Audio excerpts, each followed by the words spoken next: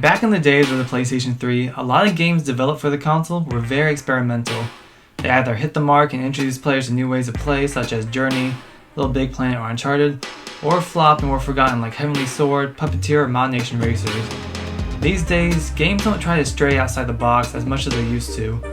A few titles released exclusively on the PSN for PS3 were looked as cheap interactive demos showcasing what the PS3 was capable of.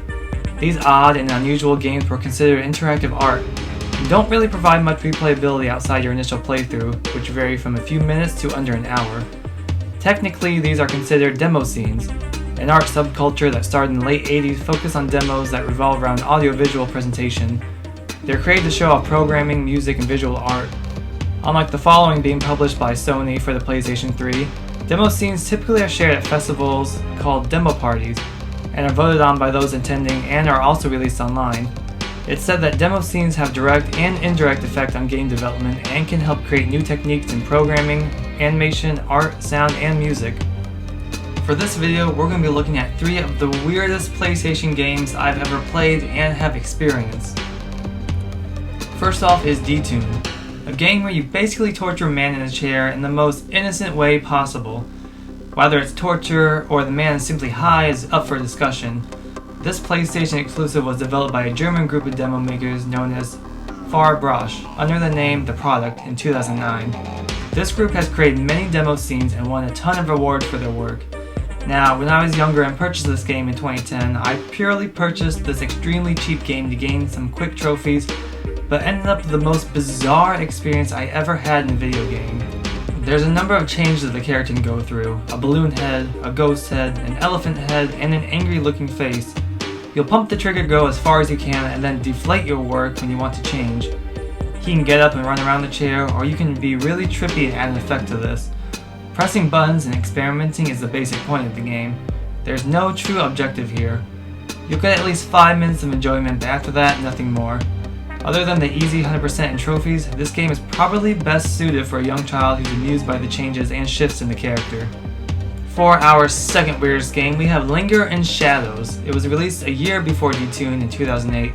Exclusive to the PS3, this was developed by Plastic Studios, who would also go on to develop our third entry in this video and the PS4 exclusive Bound. The game has 2 modes of play, one that's interactive called Linger, and one where the player can view the whole video without having to interact and proceed called Watch. Unlike Detune, Linger in Shadows isn't as interactive and a 6-axis controller is required to play. You'll be rolling back and forth in timeline to perform certain actions with the controller to unlock the next part of the experience, which can involve shaking the controller or holding it at a certain angle to play with certain elements of the environment like rotating and shifting objects or moving light sources. But as the description of the game states, the game is purely audiovisual. It also has an easy trophy list and a cheap price point. While Detune provides some laughs, Linger in Shadows has a lot going on and continues the trippy ride we've seen so far, with some weird stuff going on like a dog walking in the air and turning into stone, but none of this won't make anyone eager to play the experience over and over again, such as Journey. Unlike the previous 2 entries, Datura isn't a demo scene, but rather a first-person adventure game. It was released in 2012 exclusively for the PS3 by, once again, Plastic Studios, which allows players to use either a regular controller or the PlayStation Move controller, but I would recommend the Move controller to be used because using a 6-axis can feel weird. Unlike the fun of Detune or the unique visual that is Linger in Shadows, Datura is just plain weird.